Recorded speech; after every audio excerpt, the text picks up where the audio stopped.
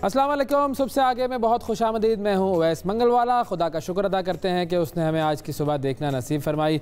नाजरीन, आज के प्रोग्राम का आगाज़ एक छोटे से कॉल से करते हैं। बड़ी खूबसूरत बात किसी ने कही और ये बात थी कि ज़िंदगी की जंग हमें अकेले ही लड़नी पड़ती है। ज़िंदगी की जंग हमें अकेले ही लड़नी पड़ती है। लोग सिर्फ या तो फातिहा खानी के लिए आते हैं या फिर मुबारकबाद देने के लिए आते हैं। हमारा जो अमल दखल है हमारी ज़िंदगी में, उसकी जो हमारी ज़िंदगी के जो रिज़ल्ट्स निकलते हैं, हमारी ज़िंदगी में जो हम काम करते हैं, उन सब का दारो मदार हमारे अपने कामों पर है। और लोगों की इन्वॉल्वमेंट सिर्फ़ और सिर्फ इतनी होती है कि जब हम कामयाब हो जाते हैं तो वो हमारे साथ सेलिब्रेट करने आ जाते हैं, और जब हम नाकाम हो जाते हैं तो लोग हमारे साथ इजहार अफसोस करने आ जाते हैं। कुछ लोग, हाँ, एक्सेप्शंस होते हैं। वो कुछ लोग कौन होते हैं? जो हमारे पक्के सच्चे खैरखा होते हैं। वो लोग ऐसे होते हैं कि जो हमें मदद फराहम करते हैं और कहते हैं कि जी हम आपके साथ खड़े हैं, चाहे वो जो कहते हैं ना तुम जीतो या हारो हमें तुमसे प्यार है। ये कुछ लोग ऐसे होते हैं कि जो कि हमारी जीत या हार से मुबर्रा होकर, हमारी जीत या हार को भूल कर हमारे साथ खड़े होते हैं। जब हम किसी काम को करने का इरादा करते हैं तो ये लोग हमारे साथ हमें बैकअप कर रहे होते हैं, मेहनत कर रहे होते हैं। और जब हम नाकाम होते हैं और हमसे कोई काम नहीं हो रहा होता तो हमें अपना कंधा फराहम करते हैं ताकि हम लोग उनके कंधे पर सर रखें और अपने आप का जो हमारा जो दिल हल्का करने का प्रोसेस होता है वो कर लें। तो ये थी आज की छोटी सी काम की बात। आपको बताते हैं कि आज के प्रोग्राम में क्या क्या शामिल है। आज के प्रोग्राम में हमने आपकी मुलाकात करवा, एक तो महंगाई की बात कर लेनी है भाई। महंगाई ने अजाब कर दिया है। सारी ज़िंदगी जो है वो लोगों की परेशान हो गई है। लोग जो है वो बड़े अजीब से हाल में हैं। जहां वो कोई चीज़ ख़रीदने जाते हैं उन्हें पता लगता है कि उसकी कीमत बढ़ गई है, और पेट्रोल की कीमत भी मज़ीद बढ़ गई है। गैस जो है उसकी किल्लत का सामना होगा, ये भी ऐलान कर दिया गया है। उसके अलावा चीनी, घी, तेल वगैरह वगैरह वगैरह जितनी चीज़ें हैं आप सब जानते हैं कि इन सब की कीमत बढ़ चुकी है। इस हवाले से हम आपकी राय लेंगे और जानेंगे कि आपको क्या लगता है ये महंगाई क्यों है, कैसे जा सकती है और किसकी वजह से। तो ये कॉल इन सेगमेंट होगा हमारा, आपकी हम इसमें राय अपने प्रोग्राम में शामिल करेंगे। इसके अलावा आपको एक बॉक्सिंग कोच से मिलवाना है जो कि कराची में बड़ी ज़बरदस्त बॉक्सिंग की ट्रेनिंग देता है। किन को ये कोच ट्रेनिंग देते हैं, इनसे बात करेंगे, कब से दे रहे हैं और इस कोचिंग का, इस ट्रेनिंग का क्या फ़ायदा हो रहा है, इस हवाले से बात करेंगे। फिर सिंध से एक खबर आई है कि 7 लाख कोविड वैक्सीन्स ज़ाया हो चुकी हैं। इस हवाले से हमने बात करनी है कि ये क्या मामला है, क्या वाकई 7 लाख कोरोना वैक्सीन्स की डोजेज़ ज़ाया हुई हैं, और अगर ऐसा है तो गलत है, अगर ऐसा नहीं है तो फिर असल मामला क्या है। ये मामला हमने डिस्कस करना है आज के प्रोग्राम में। फिर एक ज़बरदस्त जो इवेंट हो रहा है, इंटरनेशनल ICC क्रिकेट का जो इंटरनेशनल T20 का वर्ल्ड कप है, उसके हवाले से बात करनी है। पाकिस्तान की टीम अपने जो 5 मैचेस जीत कर नाकाबिले शिकस्त रही है। सेमीफाइनल में अब पाकिस्तान ऑस्ट्रेलिया का सामना करेगा, और दूसरा जो सेमीफाइनल है उसमें न्यूजीलैंड और इंग्लैंड का मुकाबला होगा। देखते हैं कि सेमीफाइनल में क्या होता है। अभी तक तो पाकिस्तानी टीम ने बड़ा खुश किया है सारे पाकिस्तानियों को, और सारी दुनिया इस वक्त पाकिस्तान की जो क्रिकेट टीम है उसकी परफॉर्मेंस की गर्विदा हो गई है। तो हमने पाकिस्तान की क्रिकेट टीम के हवाले से बात करनी है। अच्छा, एक क्रिकेट के हवाले से ही अफसोसनाक वाक़या पेश आया कराची में। स्ट्रीट क्रिकेट आप जानते हैं बहुत ज़्यादा खेली जाती है स्ट्रीट क्रिकेट, और सड़कों पर जब नौजवान क्रिकेट खेल रहे होते हैं तो बहुत सारी बदएहतियातियाँ भी उसमें होती हैं।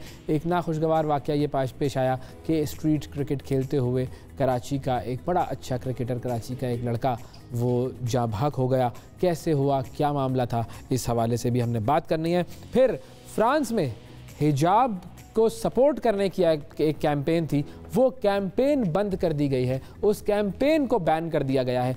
क्यों, आखिर इसकी वजह क्या है कि ये ममालिक जो कि बात करते हैं फ्रीडम की, आज़ादी इजहार की, आज़ादी इजहार राय की, फ्रीडम ऑफ चॉइस की, ये तमाम ममालिक ऐसा क्यों कर रहे हैं कि लोगों को अपनी मर्ज़ी का लिबास पहनने से रोका जाए। इस हवाले से हम बात करेंगे। और फाइनली कम्युनिकेशन स्किल्स की भी हमने बात करनी है। वो तमाम लोग जो कि अपने आप को कामयाब बनाना चाहते हैं, उनके लिए एक सबसे इम्पॉर्टेंट स्किल वो है कम्युनिकेशन स्किल, कि आपने लोगों से बात कैसे करनी है, किस तरीके से आपकी बात कही जाए, आप जब बात करें तो वो लोगों के दिल में उतर जाए, लोगों के दिल से ना उतरे। तो ये मामला भी हमने डिस्कस करना है आज। ये था आज के प्रोग्राम का रनडाउन। अब ज़रा हम आपको ख़बरों की तरफ लेकर चलते हैं। कुछ मज़ेदार खबरें हमने दुनिया भर से निकाली, लेकिन पहले आगाज़ करते हैं हम पाकिस्तान से। पाकिस्तान की जो इलेक्ट्रॉनिक मीडिया रेगुलेटरी अथॉरिटी है पेमरा, उसने तमाम सरकारी और निजी जो न्यूज़ चैनल्स हैं उनको ये हिदायत की है कि वो रोज़ाना की बुनियाद पर रात को 9 बजे का जो उनका न्यूज़ बुलेटिन होता है वो न्यूज़ बुलेटिन नशर करने से पहले पाकिस्तान का जो सियासी नक्शा जो है, अप्रूव्ड सियासी नक्शा, वो ज़रूर दिखाएं। और पेमरा ने एक नोटिफिकेशन जारी किया कि तमाम न्यूज़ चैनल्स, जो भी सरकारी न्यूज़ चैनल हैं या जो प्राइवेट न्यूज़ चैनल हैं, उन दोनों को रात 9 बजे का न्यूज़ बुलेटिन बाकायदगी से नशर करने से पहले 2 सेकंड के लिए पाकिस्तान का जो नक्शा है उसको फ्लैश करना होगा। और ये वो नक्शा वही है जिसकी मंजूरी कुछ अर्सा पहले वज़ीर आज़म इमरान खान साहब ने दी थी और इसमें बाकायदा तौर पर कश्मीर को भी शामिल किया गया था। तो ये नक्शा है जो कि बार बार हमारे सामने लाया जाएगा और कश्मीर के साथ जो हमारा रिश्ता है उस रिश्ते को तो ज़ाहिर है हम हमेशा याद रखते हैं, कभी भूल नहीं सकते। और वज़ीर आज़म इमरान खान भी जिस तरीके से कश्मीर का कॉज लेकर आगे बढ़ रहे हैं, सारी दुनिया में कश्मीर के मामले को उन्होंने जिस तरीके से उठाया है, उस हवाले से एक ये छोटा सा ये कदम भी है और ये कदम भी बड़ा इम्पॉर्टेंट था। तो ये तो थी जी कश्मीर के हवाले से, नक्शे के हवाले से खबर। अब ज़रा बात करते हैं क्रिकेट की। क्रिकेट में कल का दिन जो था वो एक बड़ा अहम दिन था और 2 मैचेस खेले गए। पाकिस्तान और स्कॉटलैंड का मैच बड़ा ज़बरदस्त मैच हुआ और एक मैच था जिसमें न्यूजीलैंड और अफगानिस्तान आपस में टकराए और न्यूजीलैंड ने एक मैच में 3 रिज़ल्ट अचीव किए। उन्होंने एक तो उन्होंने बाहर कर दिया इंडिया को, उन्होंने दूसरे नंबर पर बाहर कर दिया अफगानिस्तान को और तीसरे नंबर पर ख़ुद सेमीफाइनल के लिए क्वालिफाई कर लिया। तो ये एक तीर से यूँ कह लीजिए कि 3 शिकारों वाला मामला था जो कि न्यूजीलैंड ने किया। अब भारतीय क्रिकेट टीम के जो कप्तान है विराट कोहली, बड़ा ज़बरदस्त क्रिकेटर है भाई, ये बात तो सब जानते हैं। क्रिकेट की जो भी देखने वाले लोग हैं वो सब जानते हैं कि क्या ज़बरदस्त खिलाड़ी हैं विराट कोहली। अब विराट कोहली की एक ट्वीट वायरल हुई है और ये ट्वीट जो है, इस ट्वीट पर वो कह रहे हैं कि जी going home tomorrow not a good feeling.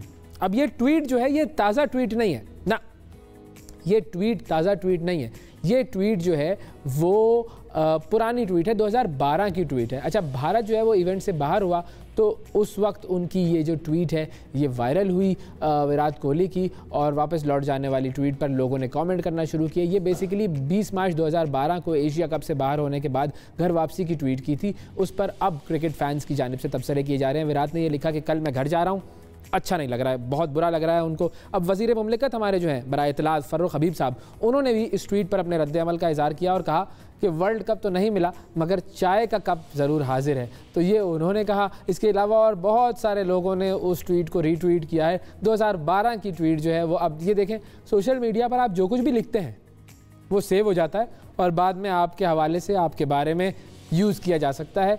तो ज़रा जो भी लिखें सोच समझ कर लिखें।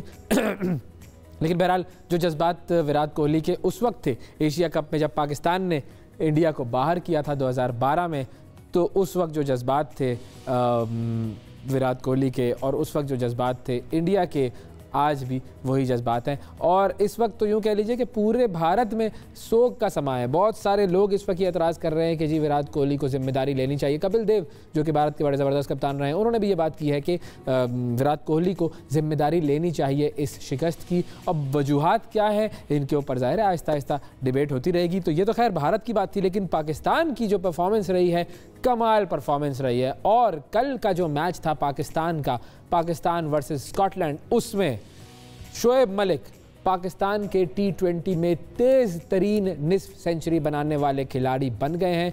T20 वर्ल्ड कप के सुपर 12 मरहले में पाकिस्तान और स्कॉटलैंड का ये मैच था। उसमें पाकिस्तान ने पहले बैटिंग की। पाकिस्तान की जानिब से शोएब मलिक ने बड़ी धुआंधार बैटिंग की और पाकिस्तान के T20 में तेज़ तरीन निस्फ सेंचुरी बनाने वाले खिलाड़ी बन गए। 18 गेंदों पर उन्होंने 54 रन्स बनाए और 6 छक्के उसमें शामिल थे, 1 चौका शामिल था। और शोएब की जो धुआंधार इनिंग्स थी उसके दौरान उनकी जो अहलिया है और जो भारतीय टेनिस सुपरस्टार हैं सानिया मिर्ज़ा, वो भी मैदान में मौजूद थी। अपने शौहर की बैटिंग से वो महसूस हो रही थी और इस दौरान जब छक्के लग रहे थे, चौके लग रहे थे, तो शौहर को वो बड़ी दाद दे रही थी। तो बड़ी ज़बरदस्त परफॉर्मेंस। हफीज़ ने भी बड़ा अच्छा खेला कल।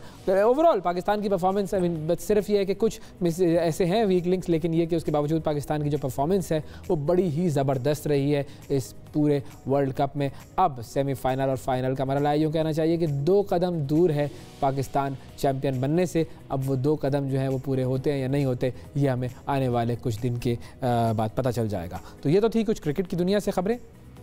एक और बड़ी अहम ख़बर है और बच्चों के हवाले से हम अक्सर बात करते हैं कि हमने बच्चों की हिफाजत करनी है। पाकिस्तान में ऐसी खबरें आती रहती हैं कि जहाँ पर बच्चों के जिनसी ज़्यादती के जो वाक़यात होते हैं वो जब सामने आते हैं बड़ा उनको हाईलाइट किया जाता है। कुछ अर्सा पहले हमने आपको खबर दी थी कि चर्च में बच्चों से जो जिनसी ज़्यादती के हवाले से एक रिपोर्ट सामने आई थी, वो रिपोर्ट जो है उसको बहुत सीरियसली लिया गया और उसके बाद फ्रांस में तमाम बिशप्स की एक कॉन्फ्रेंस हुई और उस कॉन्फ्रेंस के सदर ने घुटनों के बल बैठकर तौबा की।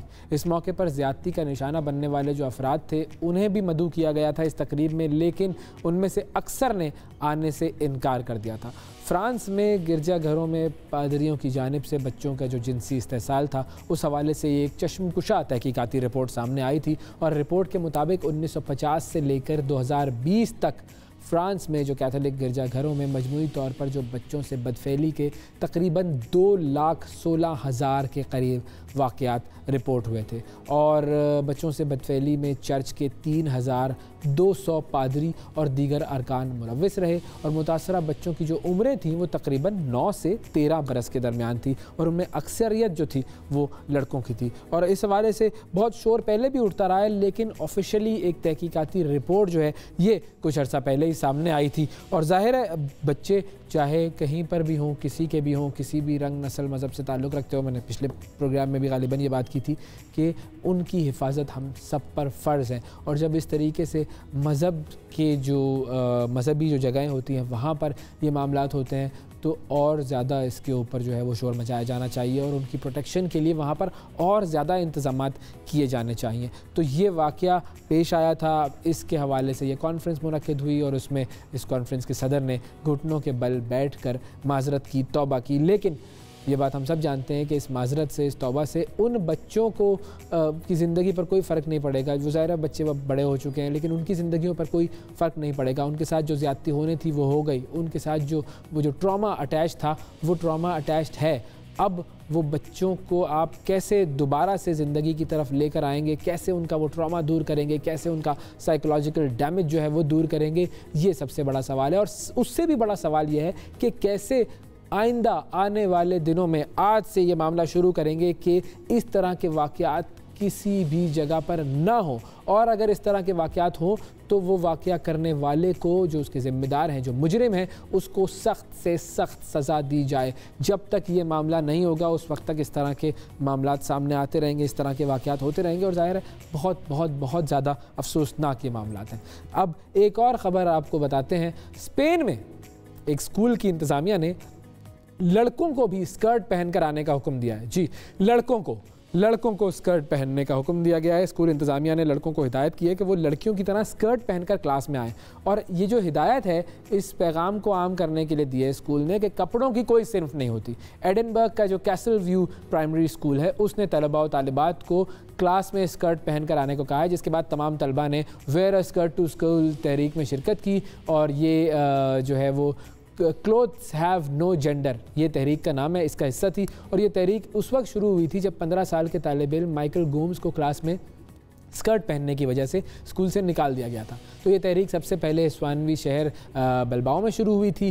कासल व्यू स्कूल के तलबा और तालिबात के साथ असातिज़ा भी स्कर्ट पहने हुए नज़र आए। उन्होंने माइकल गोम्स के हक़ में जो दकनियानूसी ख़यालात थे उनको तर्क करने के लिए wear a skirt to school तहरीक में हिस्सा लेने का फ़ैसला किया। अब स्कूल की इंतज़ामिया का जो ये कदम था उसकी कुछ वालिदैन ने तारीफ़ की, कुछ ने इस पर एतराज़ ज़ाहिर किया, कुछ लोगों ने कहा कि इसका तालीम से कोई लेना देना नहीं है, बच्चों को आप पढ़ाई करवाएं, उन्हें इन सब चीज़ों में मुलव्विस ना करें। और ये बड़ी इंपॉर्टेंट बात है कि देखें, अगर हम क्लोथ्स को, कपड़ों को, ये कहते हैं ना कि कपड़े जेंडर न्यूट्रल होते हैं, तो फिर ख़ास तौर पर हम जो कि मुसलमान हैं, हमारे लिए बहुत इम्पॉर्टेंट एक रूलिंग दी गई है, बड़ी अहम रूलिंग दी गई है। अल्लाह ताला की तरफ से यह हुक्म दिया गया है कि क्रॉस ड्रेसिंग ना करें, यानी जो मर्द हैं वो औरतों के कपड़े ना पहने और औरतें जो है वो मर्दों के कपड़े ना पहने। इसका मतलब यह है कि कपड़े जो हैं वो अलग अलग होते हैं। कुछ कपड़ों के बारे में आप कह सकते हैं कि यार शायद ये दोनों पहन सकते हैं, लेकिन ज़्यादातर कपड़े ऐसे होते हैं कि जो मर्दों के अलग होते हैं, ख़वातीन के अलग होते हैं, उनके डिज़ाइंस अलग होते हैं, उनके कलर्स शायद अलग होते हों, उनके जो पैटर्न्स हैं वो अलग होते होंगे, उनके कट्स अलग होते होंगे।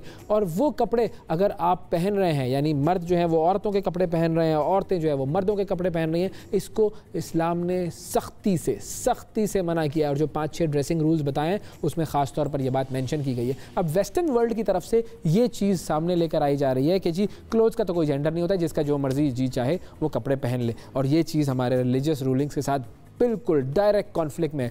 तो इस वक्त हो ये रहा है कि दुनिया में ख़ास तौर पर वेस्ट में ऐसी तहरीकें चल रही हैं जो कि डायरेक्टली इस्लाम से मुतसातिम होती है, इस्लाम की रूलिंग से मुतसातिम होती है। और इस वक्त वो जो इस्लाम पर अमल करने वाले लोग हैं, जो मुसलमान हैं, जो दीन पर चलने वाले लोग हैं, उनके लिए ये एक बहुत मुश्किल मरहला होता है कि वो कैसे अपने आप को उन तहरीकों से बचाएं। और वो तहरीकें फिर बाद में कानून बन जाती हैं, कानून की फॉर्म में वो इम्प्लीमेंट कर दी जाती हैं ज़बरदस्ती। आज हमने एक और मामले पर बात करनी है इसी हवाले से, वो जो हिजाब बैन था फ्रांस का, उसके हवाले से भी बात करेंगे।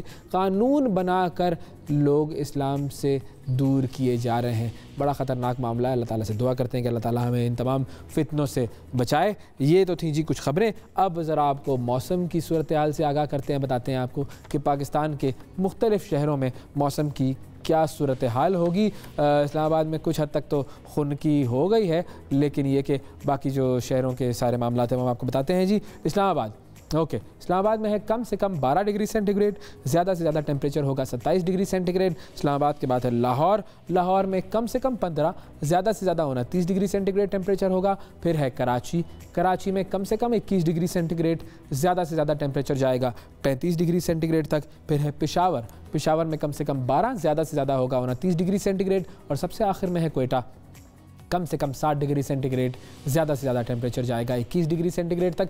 हर जगह आपको सूरज नज़र आ रहा है, सनी वेदर सारे शहरों में, मगर वो जो एक सर्दी वाली जो कैफियत है वो कहीं कहीं कुछ लोगों को जो है महसूस हो रही है। लोगों ने जो है वो अपर्स पहनना शुरू कर दिया है। तो नाज़रीन, ये था जी मौसम का हाल। अब आपको एक और ख़बर देते हैं। पाकिस्तान के मारूफ ढोलची जुल्फ़िकार अली उर्फ पप्पू साईं, उनका इंतकाल हो गया है। इस हवाले से हम देखते हैं एक छोटी सी रिपोर्ट।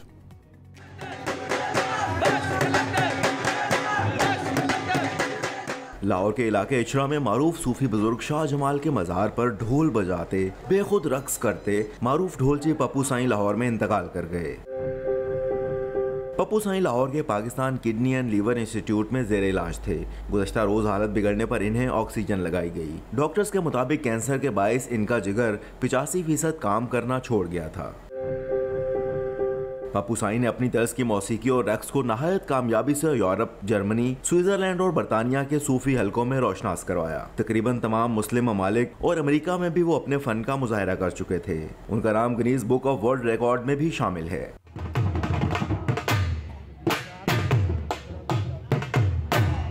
ये वो लोग हैं जो सदियों बाद पैदा होते हैं, ऐसे लोग। ये वो लोग हैं कि जो शाहजमाल, इनके इंतज़ार में लोग 5-5 घंटे बैठे होते थे कि साईं जी कब आएंगे।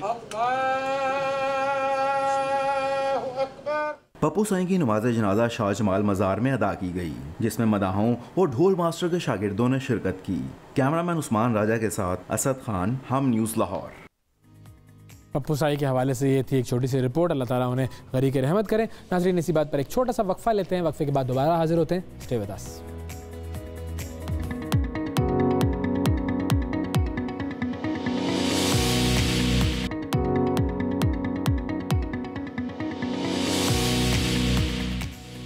Welcome back. सबसे आगे में एक मरतबा फिर खुशामदीद। इस वक्त पाकिस्तानी कौम का जो सबसे बड़ा मसला है वो है महंगाई का जिन बेकाबू हो चुका है।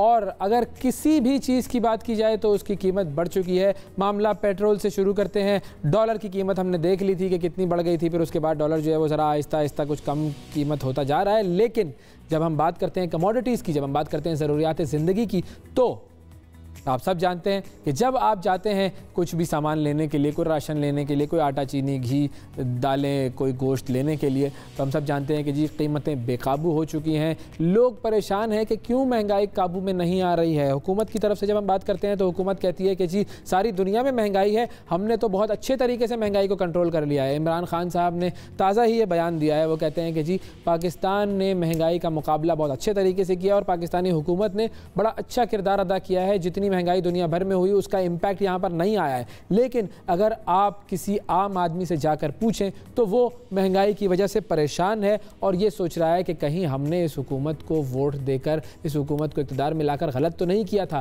क्योंकि आम आदमी का सबसे बड़ा मसला यही होता है कि जब वो पहली तारीख को तनख्वाह पाता है और फिर उसके बाद महीने का राशन लेने के लिए मार्केट जाता है तो फिर वो ये देखता है कि जो उसके पैसों की कुव्वत ख़रीद थी वो हर महीने की बुनियाद पर कम होते जा रही है। यही मसला हमने डिस्कस करना है। आप लोगों की कॉल्स हम शामिल करते हैं जी। अनीता साहिबा हैं इस्लामाबाद से। अस्सलाम वालेकुम।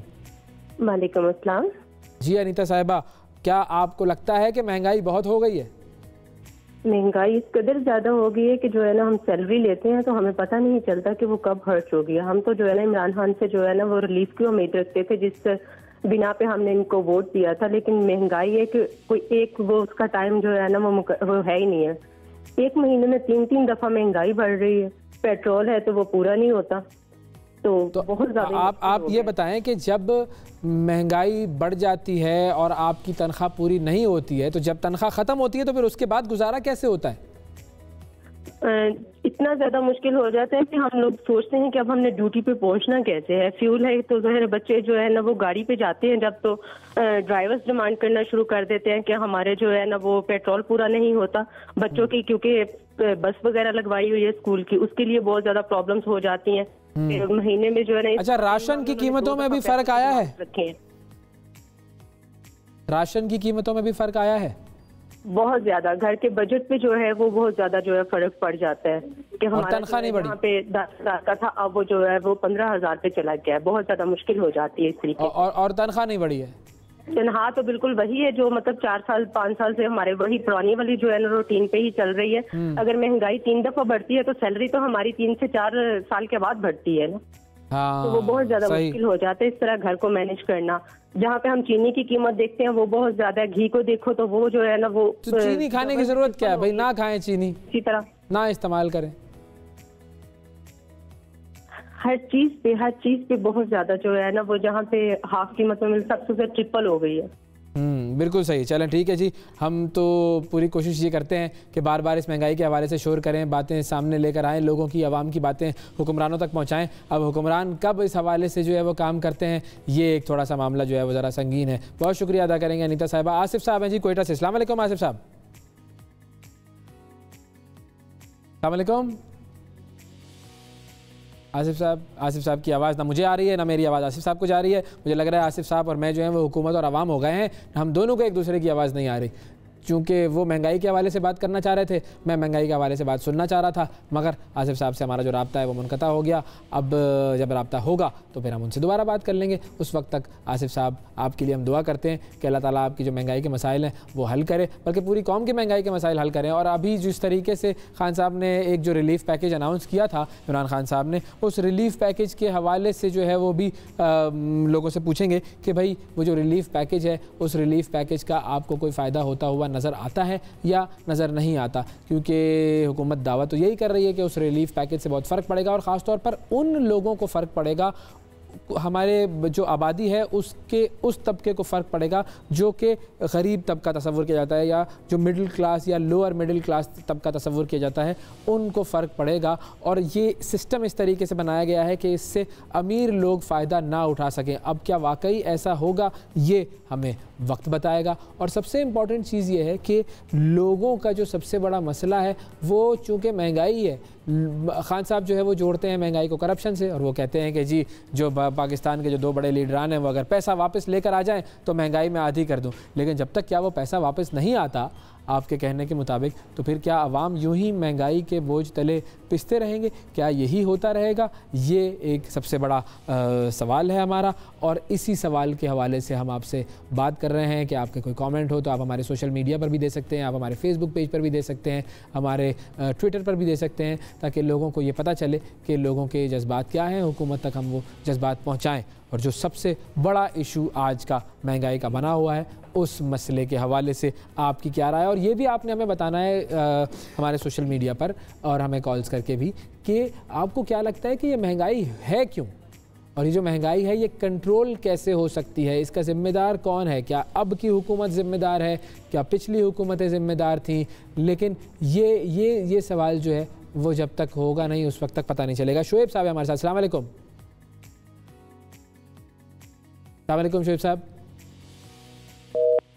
शोएब साहब की भी कॉल ड्रॉप हो गई। भाई कॉल्स ड्रॉप हो रही हैं, लोग जो है वो महंगाई से बड़े परेशान हो गए। लोगों को समझ में नहीं आ रहा कि बातें करें तो क्या करें। बस ये कि आपने जब कॉल करनी है तो ज़रा प्यार मोहब्बत से बात कर लेनी है। ठीक है, आपके अंदर गुस्सा बहुत ज़्यादा है, लेकिन ज़रा प्यार मोहब्बत से बात कीजिएगा ताकि लोगों तक हमारी जो राय है वो तमाम आवाम तक भी पहुँच रही है। हुकूमत तक भी हम पहुँचाने की कोशिश करेंगे, लेकिन चूँकि जो है वो हमारी फ़ोन लाइन के अंदर कुछ इशू है, हमारी जो लाइन्स हैं वो ज़रा मसला कर रही हैं। तो बहरहाल हम एक काम करते हैं, एक छोटा सा ब्रेक लेते हैं, ब्रेक के बाद दोबारा हाजिर होते हैं। Stay with us.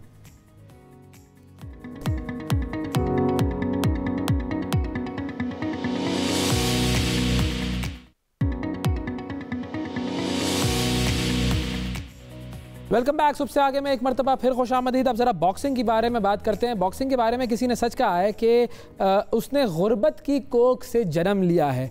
दुनिया के कई मुल्कों की तरह पाकिस्तान में भी ये जो खेल है ये उमरा का खेल नहीं है। गरीब लोग बॉक्सिंग की तरफ ज़्यादा माइल होते हैं। और कराची की अगर हम बात करें, कराची का इलाका है किमाड़ी, वहाँ पर है एक जैक्सन मार्केट, और उस जैक्सन मार्केट में बच्चों को मनशियात से दूर रखने के लिए एक साहब ने एक क्लब खोला है, बॉक्सिंग क्लब। ये कोई सरकारी क्लब नहीं है, ये एक प्राइवेट क्लब है। और इस क्लब में तनवीर खान साहब जो कि बड़े ज़बरदस्त बॉक्सर हैं, वो बच्चों को बॉक्सिंग की तरबियत देते हैं। हम बात करते हैं, तनवीर खान साहब हमारे साथ मौजूद हैं। अस्सलाम वालेकुम तनवीर साहब। बिस्मिल्लाहिर्रहमानिर्रहीम। वालेकुम सलाम अवैस भाई। तनवीर साहब बहुत शुक्रिया प्रोग्राम में वक्त देने के लिए। सर, आपका जो ताल्लुक़ है वो बॉक्सिंग के किस शोबे से है? कोई वुशु वगैरह का जो है वो हमें ज़रा डिटेल्स बताइए कि ये वुशु क्या है या आपने कब सीखा? जी, मेरा ताल्लुक़ बादशाह वुशु एकेडमी से है।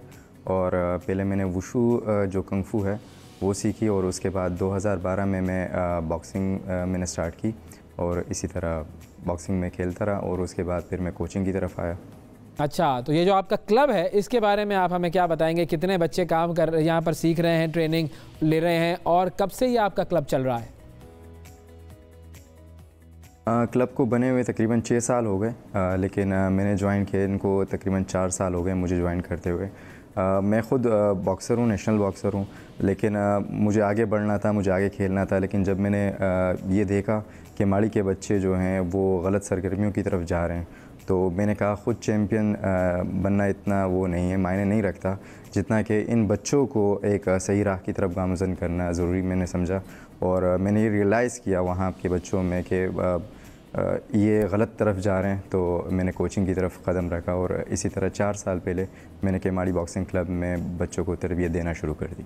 अच्छा, अब ये जो आपने बात की कि वो बच्चे जो है वो गलत तरफ जा रहे थे, वो थोड़ा सा अगर हमारे नाजरीन के लिए आप डिफ़ाइन कर सकें कि वो गलत तरफ क्या थी और कैसे बच्चे उसकी तरफ जा रहे थे? अवैस भाई, सबको पता है कि आजकल हमारी सब कहते हैं कि पाकिस्तान तबाही की तरफ जा रहा है, और ये बड़े मसले मसाइल के ऊपर वो करते हैं। लेकिन मैं जहाँ तक समझता हूँ कि हमारी जो यूथ है ये तबाही की तरफ जा रही है, और हमारे कौम का सरमाया हमारी ये जो यंग जनरेशन है ये है। तो हमें अगर हम फोकस करें ओवरऑल, तो नशा बहुत आम हो चुका है। हमारी जो यंग जनरेशन है वो गलत सरगर्मियों की तरफ जा रही है। नशा सिर्फ ये नहीं कि वो ड्रग्स ले रहे हैं, नशा उसके साथ साथ वो मोबाइल का बेइंतहा यूजेज, उनकी जो बॉडी है वो फ़िज़िकल एक्टिविटीज़ में इंगेज नहीं हो रही, वो पूरा दिन या पढ़ाई या घर में होते हैं। तो इस वजह से जो है वो हमारी जो यूथ है वो ख़राब हो रही है। तो मैंने जब ये रियलाइज़ किया कि हमारी जो केमाड़ी, ख़ास तौर पर केमाड़ी की अगर बात की जाए तो केमाड़ी में मंशियात काफ़ी आम है, और हमारी जो हमारे जो टीनेजर्स हैं वो इस लत में लग चुके थे। तो मुझसे रहा नहीं गया और मैंने ये कदम उठाया और बॉक्सिंग शुरू की। तो ये थोड़ा सा हमें ये भी बताइएगा कि ये जो मनशियात का वहाँ पर इस्तेमाल है इतना आम है, तो ज़ाहिर है जब वो बिक रही है तो लोग इस्तेमाल कर रहे हैं, तो मनशियात का जो बिकने का अमल है उस इलाके में, उसके ऊपर कहीं किसी किस्म का कोई चेक एंड बैलेंस, कोई पुलिस, कोई रोकथाम कुछ नहीं है क्या? बिल्कुल है, काफ़ी चैनल्स में भी आया है, लेकिन कुछ नहीं कह सकते, वो ख़त्म नहीं हो रहा, माफिया है। तो बस जहाँ तक मेरी कोशिश थी मैंने कहा कि जितनी मेरी कोशिश हो सकती है कि जितना मैं अपने बच्चों को इससे बचाऊं, तो मैंने कोशिश की और अल्हम्दुलिल्लाह काफ़ी अच्छा रिज़ल्ट आ रहा है इससे। तो अगर हम आपसे बच्चों की तादाद पूछें कि इस वक्त एकेडमी में कितने बच्चे ट्रेनिंग हासिल कर रहे हैं और किस एज ग्रुप से वो ताल्लुक़ रखते हैं? अल्हम्दुलिल्लाह जब मैंने स्टार्ट किया तो मेरे साथ 3-4 बच्चे थे और अभी 200 से ज़्यादा बच्चे हमारे पास ट्रेनिंग कर रहे हैं। और मुख्तलिफ़ कैटेगरीज़ होती हैं। जी अवैस भाई, मुख्तलिफ़ कैटेगरीज़ होती हैं। बॉयज़ क्लास होते हैं, छोटे बच्चे भी होते हैं, फिर जूनियर क्लास के बच्चे हैं मेरे पास, यूथ क्लास के हैं और सीनियर क्लास के बच्चे मेरे साथ ट्रेनिंग कर रहे हैं। अच्छा, और ये जो बच्चे ट्रेनिंग कर रहे हैं इनके पोटेंशियल के बारे में हमें ज़रा ज़रूर बताइए, क्योंकि हमारे पास जो ख़बरें आती हैं वो तो यही आती हैं कि जी पोटेंशियल पाकिस्तान में बड़ा ज़बरदस्त है, लेकिन वो जो मौक़े हैं आगे बढ़ने के वो कम है। जी बिल्कुल सच है ये। देखें, जो गलत सरगर्मियों की तरफ जो बच्चे जा रहे थे उसको राह दिखाने वाला कोई नहीं था, और जब मैं उनको इस तरफ लेकर आया और मैंने देखा के अंदर क्या टैलेंट है, और यकीन माने मैं ख़ुद इतना अच्छा बॉक्सर नहीं हूँ, लेकिन मेरे बच्चे और जो मेरे स्टूडेंट्स हैं वो बेहतरीन बॉक्सर हैं, मुझसे अच्छा बॉक्सिंग खेलते हैं। जब वो रिंग में जाते हैं तो वो कमाल कर देते हैं। तो हमें राह दिखाने वाला कोई नहीं है। तो अगर हमारे बच्चों में इतना टैलेंट है, अगर हमें सही मौक़े फ़राहम की जाए, हमें सही इक्विपमेंट्स फ़राहम किए जाए, हमें सही प्लेटफॉर्म मिल जाए, तो हम दुनिया में अपना मुल्क का नाम जो है ना रोशन कर सकते हैं। तो आप इस बॉक्सिंग क्लब में कोई फ़ीस वगैरह भी लेते हैं बच्चों से?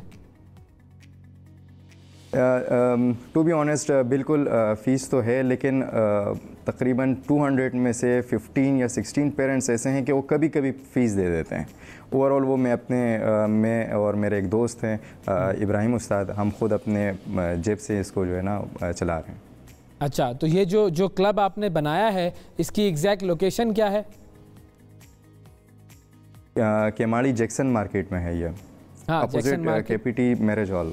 अच्छा, और जी। ये जो जगह है ये आपको आसानी से मिल गई थी, ये भी, या ये आपने खुद अरेंज की, या ये भी किसी ने आपको जो है वो इसमें मदद की? अवैस भाई, मुश्किलात बहुत है और जो फ़हरिस्त है वो बहुत लंबी है, तो बड़ी मुश्किलों से मिली है जगह, और अभी भी लोग कोशिश कर रहे हैं, कि इस जगह को बंद किया जाए। अच्छा, वो क्यों? जी बिल्कुल।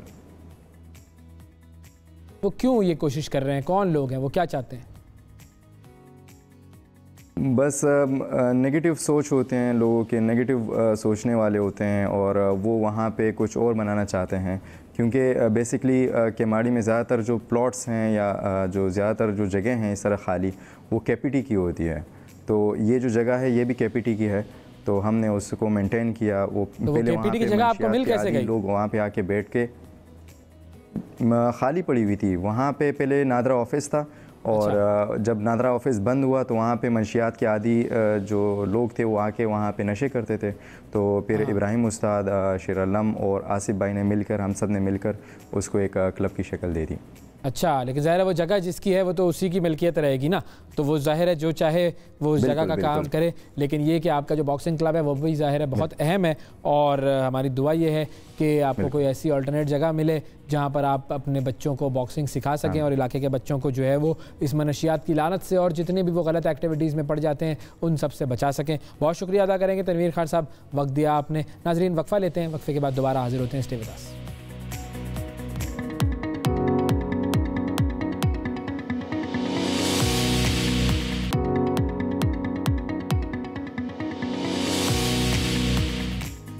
Welcome back. कराची के इलाके औरंगी टाउन का एक लड़का काशिफ अंसारी क्रिकेट के जुनून में मुब्तला था। स्ट्रीट क्रिकेट जिस तरीके से हम सब ने खेली है वैसे ही वो भी स्ट्रीट क्रिकेट खेलने का शौकीन था। उसकी ख्वाहिश थी कि वो पाकिस्तान की नेशनल क्रिकेट टीम में जाकर अपना और मुल्क का नाम रोशन करे, लेकिन क्रिकेट के इस जुनून ने उस लड़के की जान ले ली। कैसे, ये जानेंगे मोनिस सिराज साहब से। मोनिस सिराज हमारे नुमाइंदे हमारे साथ मौजूद हैं। अस्सलाम वालेकुम मोनिस।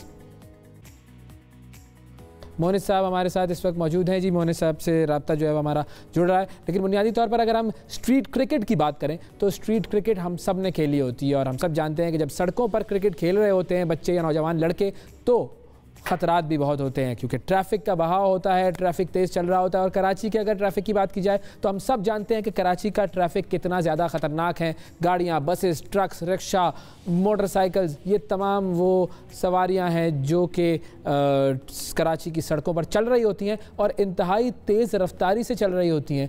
लेकिन ऐसे में छुट्टी के दिन अगर आप कराची का हेलीकॉप्टर से मुआयना करें तो आपको नज़र आएगा कि हर गली में, हर सड़क पर क्रिकेट खेली जा रही है और इसी ट्रैफ़िक के दरमियान ये क्रिकेट खेली जा रही है। ज़ाहिर है संडे को ट्रैफ़िक ज़रा कम होता है लेकिन फिर भी गाड़ियाँ मौजूद होती हैं किसी हद तक और इन्हीं गाड़ियों के दरमियान नौजवान लड़के, बच्चे क्रिकेट खेल रहे होते हैं। बाज़ औक़ात छोटे मोटे एक्सीडेंट्स जो हैं उनकी ख़बरें आती रहती हैं, लेकिन काशिफ अंसारी के साथ जो वाक़या पेश आया वो इंतहाई अफसोसनाक था। और काशिफ के बारे में बताया जा रहा है कि काशिफ ने फील्डिंग के दौरान जब वो गेंद की तरफ लपका तो उसकी टक्कर एक रक्षा से हुई। जो वीडियो हम आपके सामने दिखा रहे हैं वो वीडियो हमारी पूरी ये जो है वो दरख्वास्त है कि ये वीडियो बच्चे ना देखें। ये वीडियो सिर्फ हम आपको इसलिए दिखा रहे हैं ताकि आपको आगाही हो, आपको पता चले कि कितना ख़तरा होता है जब आप स्ट्रीट क्रिकेट खेल रहे होते हैं। और रात में जब क्रिकेट हो रही होती है,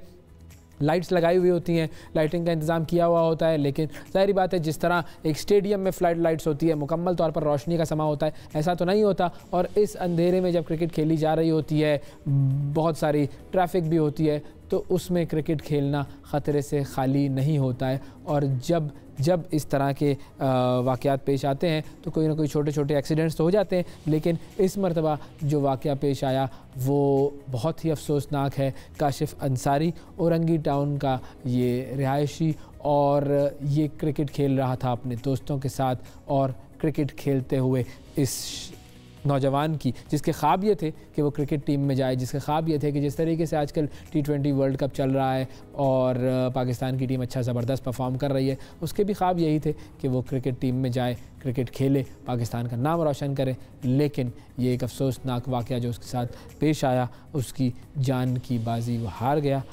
और ये जो वाक़या था ये एक बहुत ही अफसोसनाक वाक़या है। अब इस वाक़े का तदारुक हो कैसे सकता है? तदारुक का तरीका कार सिर्फ एक ही है, वो ये कि ग्राउंड्स बने। जितने ज़्यादा ग्राउंड्स बनेंगे उतने ज़्यादा जवान सड़कों पर क्रिकेट नहीं खेलेंगे, वो ग्राउंड्स में जाकर क्रिकेट खेलेंगे। और ग्राउंड्स में जब क्रिकेट खेलेंगे तो मुख्तलिफ जो ख़तरात जो सड़कों पर क्रिकेट खेलने में होते हैं वो नहीं होते। नाजरीन, इसी मैसेज के साथ एक छोटा सा वक्फ़ा लेते हैं, वक्फ़े के बाद दोबारा हाजिर होते हैं।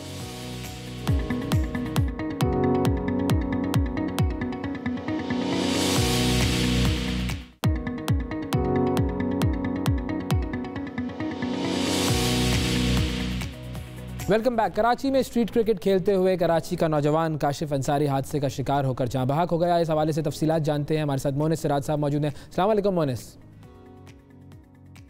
वालेकुम अस्सलाम। जी मोनिस साहब, क्या तफसीलात हैं इस वाक़े की?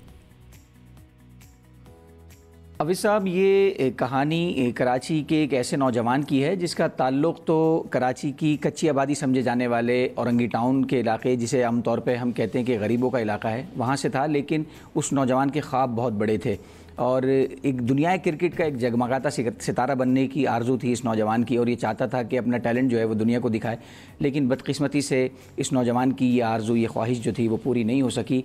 अगरचे ये नौजवान जो है वो जुनून की हद तक इसे क्रिकेट से लगाव था, लेकिन एक बड़ा अफसोसनाक वाक़या इस नौजवान के साथ गुज़िश्ता हफ़्ते पेश आया कि जब ये हस्बे मामूल हफ़्ते की शब नाइट क्रिकेट खेलने के लिए और इस हवाले से एक बड़ा क्रिकेट टूर्नामेंट जो है वो मुनक़िद हो रहा था। लेकिन बदकिस्मती की बात यह है कि एशिया की सबसे बड़ी कच्ची आबादी कहलाया जाता है ये इलाका, कराची का इलाका औरंगी टाउन लाखों की आबादी पर मुश्तमिल है। लेकिन यहाँ जो बसने वाले हज़ारों नौजवान हैं और ऐसे नौजवान जो कि मुख्तलिफ स्पोर्ट्स से जुनून की हद तक लगाव रखते हैं, सिर्फ क्रिकेट ही नहीं दीगर स्पोर्ट्स के हवाले से भी, लेकिन उन नौजवानों के लिए कोई अच्छा मयारी क्रिकेट ग्राउंड या कोई और ग्राउंड जो है वो मौजूद नहीं है जहां वो अपने टैलेंट को निखार सकें। और यही कुछ इस नौजवान काशिफ अंसारी के साथ भी हुआ कि जहां वो क़ज़ाफ़ी रोड पर एक टूर्नामेंट मुनक़िद किया गया था जहां से कराची के मुख्तलिफ इलाक़ों से टीमें आई थीं और वहाँ नौजवान जो है वो अपने टैलेंट का मुज़ाहरा कर रहे थे कि इस दौरान ये नौजवान फील्डिंग पर मामूर था।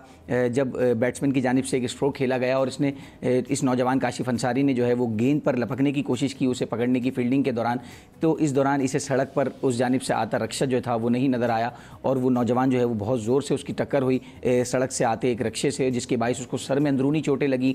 2 दिन ये नौजवान जो है वो तशवीशनाक हालत में अस्पताल में रहा, ज़िंदगी और मौत की कशमकश में रहा और उसके बाद बिलाखिर इस दुनिया से रुखसत हो गया। सिर्फ काशिफ अंसारी ही नहीं बल्कि उसके साथ जो उसके ख्वाब थे, जो कि उसने अपने जहन में बनाए हुए थे, सजाए हुए थे कि वो दुनिया क्रिकेट का एक बड़ा सितारा बनना चाहता था, अपने टैलेंट दुनिया को दिखाना चाहता था। मैंने उस नौजवान के मैं घर भी गया, इसके वालिदैन से भी मेरी बात हुई, दीगर अहले खाना से भी बात हुई। इसके अलावा जो इसके दोस्त अहबाब थे, जो इसके टीम मेट्स थे, उनसे भी मेरी मुलाकात हुई तो उन्होंने बताया कि इस नौजवान का टैलेंट जो था क्रिकेट में वो गैर मामूली था और कुछ ट्रॉफीज़ उन्होंने मुझे दिखाई जो कि वो माजी में अपने नाम कर चुका था और किस हद तक उसे जुनून की हद तक लगाव था कि उसने अपनी किट्स जो है वो अपनी पॉकेट मनी से वो भी बनवा रखी थी और बाकायदा जब टूर्नामेंट मुनक़िद होते थे तो सिर्फ औरंगी टाउन ही नहीं बल्कि शहर के दीगर इलाकों में भी वो नौजवान खेलने के लिए जाता था और उसे जुनून की हद तक लगाव था। वो चाहता था कि किसी तरीके से कोई जो है फर्स्ट क्लास भी खेले और उसके बाद जो है वो मुल्क की सतह पर अपना वालिदैन का, अपने मुल्क का नाम जो है वो रोशन कर सके। लेकिन बदकिस्मती से तो मोनिस ये जो वाक़या पेश आया है, हम ज़ाहिर है बात करते हैं कराची में और पूरे मुल्क में क्रिकेट का टैलेंट तो बहुत ज़्यादा है लेकिन ग्राउंड्स की इंतहाई किल्लत है। अब कराची में अगर ग्राउंड्स की बात की जाए तो बहुत सारे ग्राउंड्स ऐसे हैं कि जहाँ पर कब्ज़ा हो चुका है, बहुत सारे ग्राउंड्स ऐसे हैं जहाँ पर वो ग्राउंड की जगह कुछ और बन चुका है, शॉपिंग प्लाजे बन चुके हैं, बहुत सारे दीगर मामलात हैं। तो ये इस तरह का वाक़या जब पेश आता है तो क्या कोई सुनने वाला, कोई हुकूमत का कोई ऐसा अहलकार, कोई नुमाइंदा जो कि इस बात की तरफ तवज्जो दे, वज़ीर जो हैं खेलों के हवाले से सिंध के, वो कोई ऐसे मेजर्स ले रहे हैं कि जब नज़र आया हमें कि हाँ वाकई नौजवानों को खेलों के लिए कुछ सहूलियात मुहैया की जा रही हैं? अब इस सब अगर बात की जाए मुतल्लिका हुकाम की संजीदगी की तो मैं इस पॉइंट पे बाद में आऊँगा, लेकिन पहले ये जिक्र कर दूँ कि जहाँ पे ये हादसा रुनुमा हुआ, जहाँ इस नौजवान के साथ ये हादसा पेश आया, जहाँ ये टूर्नामेंट मुनक़िद किया जा रहा था, वो क़ज़ाफ़ी रोड औरंगी टाउन की एक शारा कहलाती है, बड़ी मसरूफ़ तरीन शारा है औरंगी टाउन की। और यहाँ से कुछ फासले पर नहीं बल्कि बिल्कुल इससे मुतसिल ही मैं आपको बताऊँगा कि एक ऐसा मैदान है जहाँ हफ्ता बाजार जो है, हफ्तेवार वो बचत बाजार तो लगाया जाता है, वहाँ पर कचरा कुंडी तो लोगों ने ज़रूर बना रखी है, लेकिन वो उस मैदान को कभी जो है वो नौजवानों ने क्रिकेट के लिए भी इसलिए इस्तेमाल नहीं किया कि वो ये कहते हैं कि यहाँ पर दीगर एक्टिविटीज़ इतनी ज़्यादा होती हैं।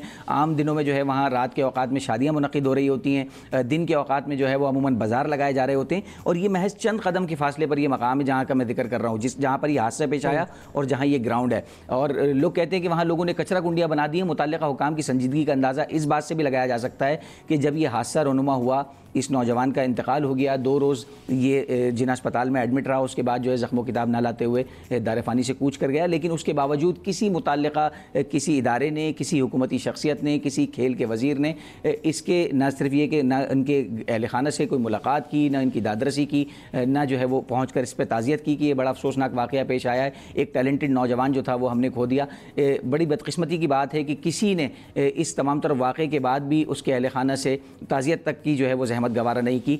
और जहाँ तक बात है ग्राउंड्स की, तो ग्राउंड्स में बिल्कुल आपने वजह फरमाया, कराची भर में ये सूरत हाल है कि जहाँ जहाँ मैदान हैं उन्हें दीगर कारोबारी जो मकासद हैं उनके लिए तो इस्तेमाल किया जाता है, जो तिजारती सरगर्मियाँ हैं वो तो वहाँ मुनक़िद की जाती हैं। और इसके साथ साथ मैं यहाँ ये भी ऐड कर दूँ कि इस नौजवान के दोस्तों से मेरी कुछ बात हुई जो कि इसकी टीम में भी शामिल थे। वो ये बताते हैं कि कुछ दोस्तों ने, कुछ लड़कों ने अपनी पॉकेट मनी से ये कोशिश की थी कि इस ग्राउंड में एक पिच बना लें ताकि हम वहाँ मुस्तकिल बुनियादों पर खेल सकें, लेकिन उनको उसकी भी इजाज़त जो वहाँ के जो मौजूद अफराद थे चंद बातर उनकी जानिब से नहीं मिली। तो यही वजह थी कि ये नौजवान तमाम तर मजबूरी के बावजूद अपने इन्होंने जो भी क्रिकेट टूर्नामेंट मुनक़िद किया था उसे रोड पर खेल रहे थे और उस दौरान ये हादसा पेश आया कि ये नौजवान, टैलेंटेड नौजवान जान से चला गया। बहुत शुक्रिया अदा करेंगे मोनिस सिराज साहब, आपने वक्त दिया। इंतहाई अफसोसनाक वाक़या था, लेकिन ये अफसोसनाक वाक़या हमें सोचने पर कुछ मजबूर करे, कुछ करने पर मजबूर करे, तब ही कुछ बात है, वरना इस तरह के वाक़यात होते रहेंगे और ज़िंदगी यूँ ही चलती रहेगी। वक्फ़ा लेते हैं, वक्फ़े के बाद दोबारा हाजिर होते हैं।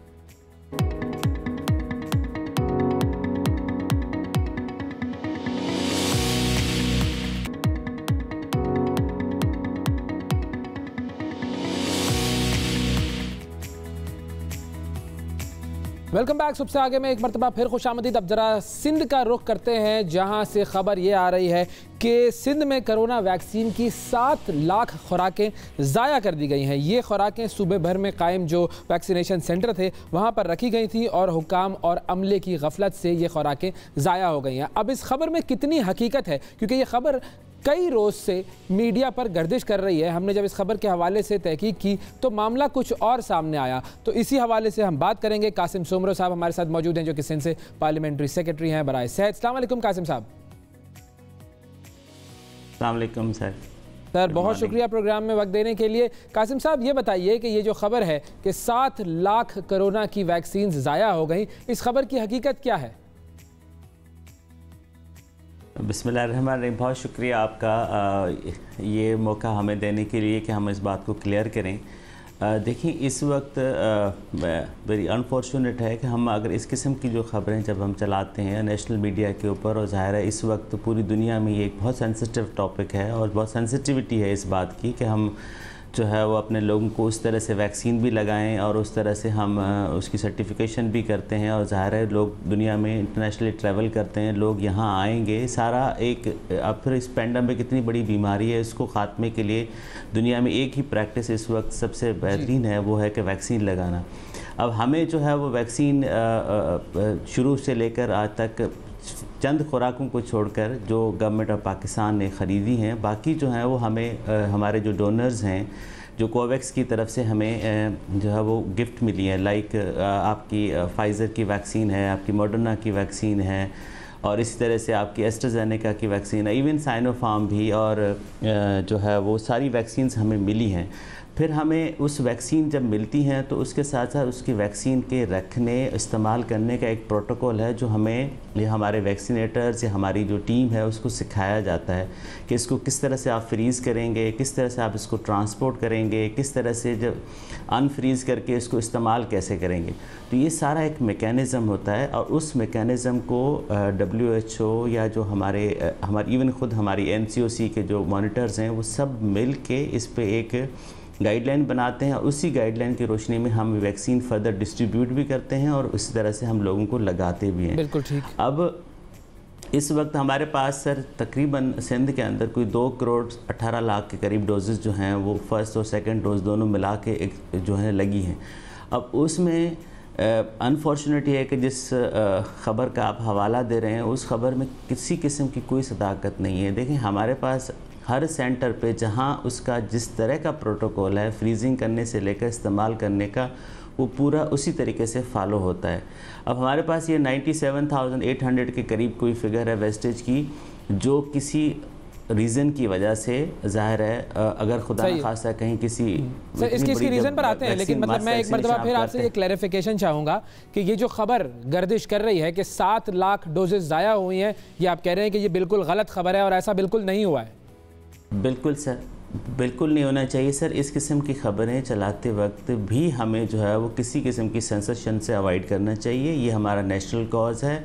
ये आपको मुझसे या किसी और से या किसी हमारे डिपार्टमेंट से किसी को कोई अगर आपकी नाराज़गी है तो आप बेशक किसी और तरीके से दूर करें, लेकिन ये नेशनल कॉज को आप इस तरह से जो है वो आप सबोटेज ना करें कि कल को आपको जो वैक्सीन, आपके मुल्क में इतने इकोनॉमिक हालात अच्छे नहीं कि आप वैक्सीन ख़रीद के हर शख्स को लगा सकें। जब हमें दुनिया की तरफ से डोनेशन मिलता है, दुनिया की तरफ से हमें सपोर्ट मिलती है, दुनिया की तरफ से हमें इस पेंडेमिक में ख़त्म करने में एक असिस्टेंस मिलती है, तो हम उसको इस तरह से ज़ाहिर नहीं करना चाहिए कि कल को लोग आपकी मिसबिहेवियर, मिसकंडक्ट या आपके कोई किसी किस्म की जो एक्टिविटी है उसको ये दुनिया ये समझे कि जी हम इनको देते भी हैं और ये कौम जो है वो अपने उन एसेट का उस तरह से इस्तेमाल या उस तरह से उनको ज़ाया करती है। तो ये सर ये जो खबर जिस तरीके से आई, एसेट है खबर जो है ये जिस तरीके से माशरे में फैली, तो जिस मीडिया आउटलेट्स की तरफ से ये खबरें आई उनके लिए फिर अब आप लोग क्या करेंगे?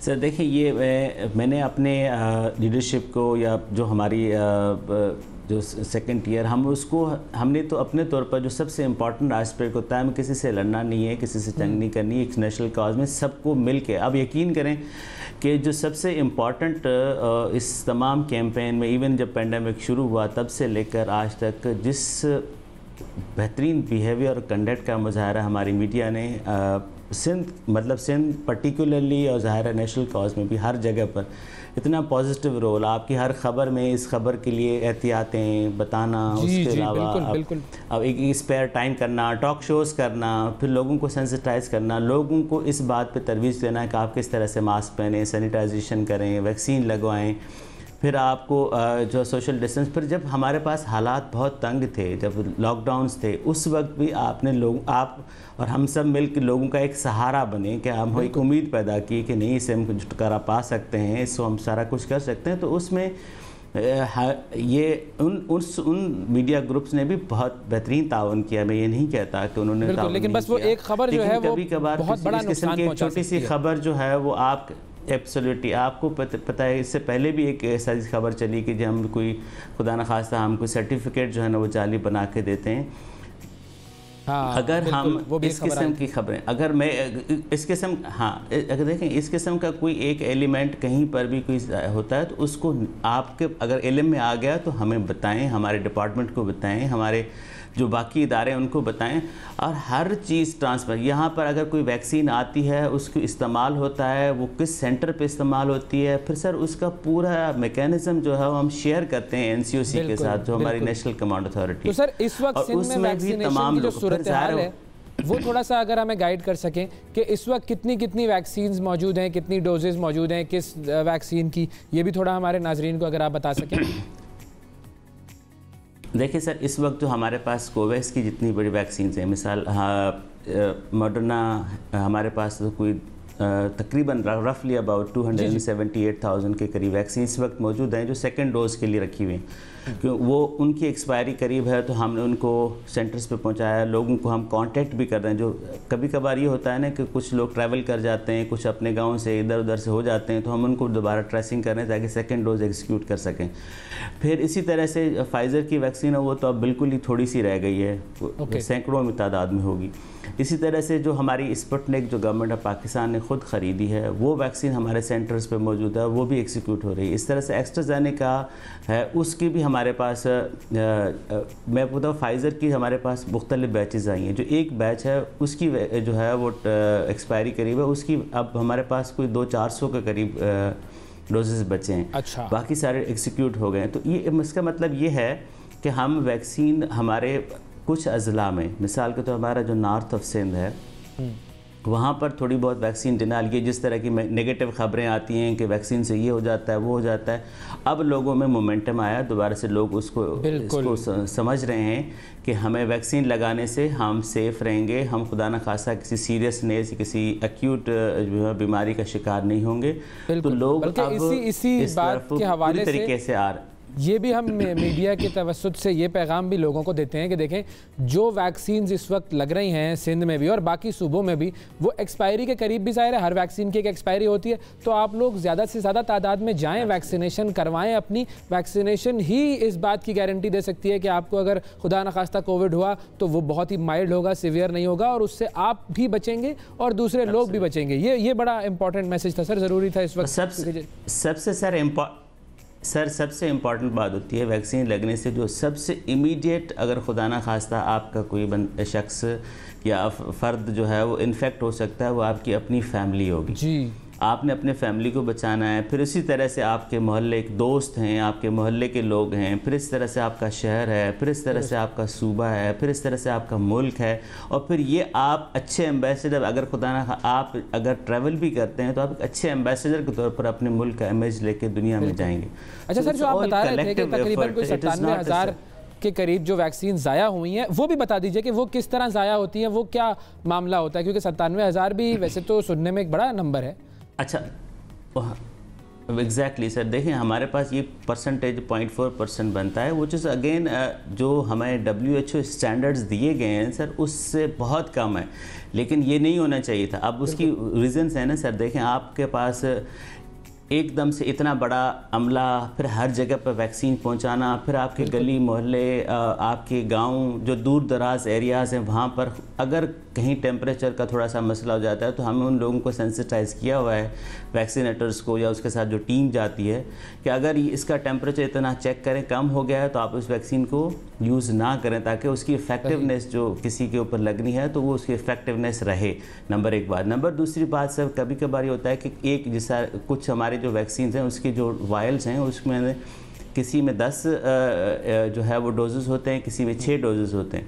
तो कभी कभार ये होता है कि आप किसी सेंटर पे गए, वहाँ पर 8 अफराद आए, 2 अफराद रह गए, तो वो 2 के जो रह गए उसका एक सर्टेन टाइम पीरियड है, उसके बाद उसको हम इस्तेमाल नहीं कर सकते। तो ये इस किस्म की टेक्निकल जो हैं वेस्टेज के जो पॉइंट्स हैं वो हो सकते हैं, लेकिन जो इम्पॉर्टेंट एस्पेक्ट है कि आपकी जो फ्रीजिंग है, जो आपकी रेफ्रिजरेटर्स हैं, जो आपके ILRs हैं, जो अल्ट्रा कोल्ड स्टोरेज के जगह हैं, वो तमाम की तमाम as per the international standards जो दुनिया में किसी और मुल्क में हो सकते हैं वो आपके मुल्क में भी हैं, और ख़ास तौर पर हमारे सूबे में हर वो जगह पर प्रॉपर्ली इम्प्लीमेंट किए जा रहे हैं। अच्छा, एक और चीज़ भी मैं चाहूँगा कि आप बताएं कि जैसे आपने कहा कि WHO का एक स्टैंडर्ड है, एक उन्होंने भी परसेंटेज फिगर दी हुई है कि इतनी वैक्सीन जो है वो ज़ाया हो सकती हैं, वो फिगर कितना है, और इस वक्त जो सिंध में जो ज़ाया हुई हैं वो फिगर भी बताएं ताकि लोगों के सामने वो कंपैरिजन भी आ जाए। सर हाँ, कंपैरिजन सर वो दुनिया में इस तरह से होता है कि जब आप उसका एक मुख्तलिफ स्टैंडर्ड, जैसे अर्बन सोसाइटीज़ होते हैं वहाँ पर कहते हैं कि आप मिनिमम % लेस देन 1% तक आप हो सकता है, लेकिन जहाँ दूर दराज है, मिसाल के तौर पर हमारा मुल्क है, हमारे मुल्क में बहुत सारे ऐसे एरिया हैं जो एरिड एरियाज़ हैं, जो पहाड़ों के एरिया हैं, मिसाल के तौर पर जहाँ पर हाई टेम्परेचर्स होते हैं। इस तरह से आप दुनिया के और ममालिक में चले जाएं, जहाँ अफ्रीका है या किसी कोई और मुल्क है, तो वहाँ 1-2% भी वो आपको लीनियंसी दुनिया देती है कि ह्यूमन एरर हो सकता है, कोई टेक्निकल वजह हो सकती है, कोई मैकेनिकल प्रॉब्लम हो सकता है, ऑल काइंड्स ऑफ ये मशीनरी भी होती है, इंसान भी जो है ना वो गलतियों का पुतला है, तो उसमें कहीं एरर हो सकता है। उसकी दुनिया में कहीं पर भी ये नहीं है कि वो उस ह्यूमन एरर को जो है ना वो कोई इतनी बड़ी गलती तस्वर की जाए कि तो खुदा ना खास्ता इसके बाद जो है वो दुनिया ख़त्म, ऐसा नहीं हो सकता। मिस मैनेजमेंट नहीं होनी चाहिए, उस पर हमारा चेक भी है, आपका चेक भी है, और हम सब मिल के उस मिस मैनेजमेंट को हमारे ऊपर अकाउंटेबल बने, हमसे सवाल करें, हमसे वो तमाम जो आपका हक है वो तमाम बिल्कुल हो सकता है, और हम उसके लिए जवाबदेह होने के लिए हर वक्त हम तैयार हैं। लेकिन खुदा जो है ना, आप खुदा के वास्ते जो है इस किस्म की सजेशन से थोड़ा सा दूर रहें। हम इस वक्त कौम के साथ नहीं खेल सकते। लोग नेगेटिव खबर सर होती है ना, वो 1 सेकंड में फ्लैश बन जाती है, जो पॉजिटिव होती है वो फ्लैश नहीं बनती। ये बात आपकी बिल्कुल सही है, हमारे यहाँ पे ये बड़ा मसला है। अच्छा, एक और चीज़ फाइनली जाते जाते मैं आपसे ये पूछना चाहूँगा कि जो आप लोगों का मैकेनिज़्म है हेल्थ के हवाले से मीडिया को जो रिपोर्ट्स देने का या जो खबरें देने का या फिगर्स देने का, वो जो मैकेनिज़्म है उसके हवाले से बहुत सारे हमारे जो रिपोर्टर्स हैं वो कहते हैं कि हम बात कर रहे होते हैं लेकिन ज़रा वक्त लगता है जो फिगर्स आने में, तो अगर 2 दिन बाद फिगर्स आ रहे हैं तो फिर वो पुराने हो जाते हैं, तो उसको भी मेरे ख्याल है थोड़ा सा अगर आपकी नज़र से ज़ाहिर है बहुत अच्छा आप लोग काम कर रहे हैं। हमने इसीलिए क्लैरिफिकेशन की है कि ये वैक्सीन ज़ाया नहीं हुई हैं ताकि हम ज़रा अपना भी जो है वो मुहासबा कर सकें। लेकिन एक छोटी सी चीज़ ये भी थी। नहीं बिल्कुल सर, मेरा नंबर आपके पास है, आप बेशक अपने रिपोर्टर दोस्तों को दे दें, या फिर हमारी जो मीडिया टीम है मैडम मिनिस्टर के साथ जो काम करते हैं वो तमाम जो हमारे डिपार्टमेंट के साथ किसी किस्म का सर किसी वक्त भी, इस वक्त जब हम एक कोविड की सूरत हाल देखें सर, हमने रात को 3-3, 4-4 बजे तक भी लोगों की इमरजेंसीज़ को हमने पर्सनली टेक केयर किया है। इवन हमारे जो चीफ मिनिस्टर हाउस है सर, वहाँ पर भी इसका सेल बना हुआ है। हमारे जो है हम खुद उस वक्त ऑनलाइन रहे हैं, तो ये एक कलेक्टिव एफर्ट है गवर्नमेंट ऑफ सिंध की, हमारे वज़ीर आला साहब से लेकर हमारी वज़ीर सेहत से लेकर मैं जो उसका पार्ट बन के एज ए पार्लियामेंट्री सेक्रेटरी, फिर हमारे जो बाकी टीयर है, हमारे सेक्रेटरी हेल्थ से लेकर जो बाकी टीयर हैं, मैं ये कहता हूँ कि 100% हो सकता है, कहीं 100% ना हुआ, लेकिन 99% को भी तो अप्रिशिएट करना चाहिए। बिल्कुल सही बात है। और थोड़ी बहुत जो सिस्टम में एरर्स होते हैं वो हर जगह होते हैं, हर मुल्क में छोटे छोटे मसाइल तो होते ही हैं। हमारे यहाँ पर हम ज़रा नेगेटिव ज़्यादा हो जाते हैं, ये बात आपकी बिल्कुल ठीक है। लेकिन ये अच्छा हुआ कि वो क्लैरिटी हो गई कि वो जो फिगर है हमारे यहाँ पर जो वैक्सीन्स के जो ज़ाया होने का है वो 0.4% है, और वर्ल्ड बैंक के जो स्टैंडर्ड्स है, वर्ल्ड हेल्थ ऑर्गेनाइजेशन के जो स्टैंडर्ड्स हैं उनसे ये बहुत कम है। बहुत शुक्रिया अदा करेंगे वक्त दिया आपने। नाजरीन, आज के प्रोग्राम में इतना ही, अगले प्रोग्राम तक के लिए इजाज़त दीजिए, फिर मुलाकात करेंगे। अल्लाह हाफ़िज़।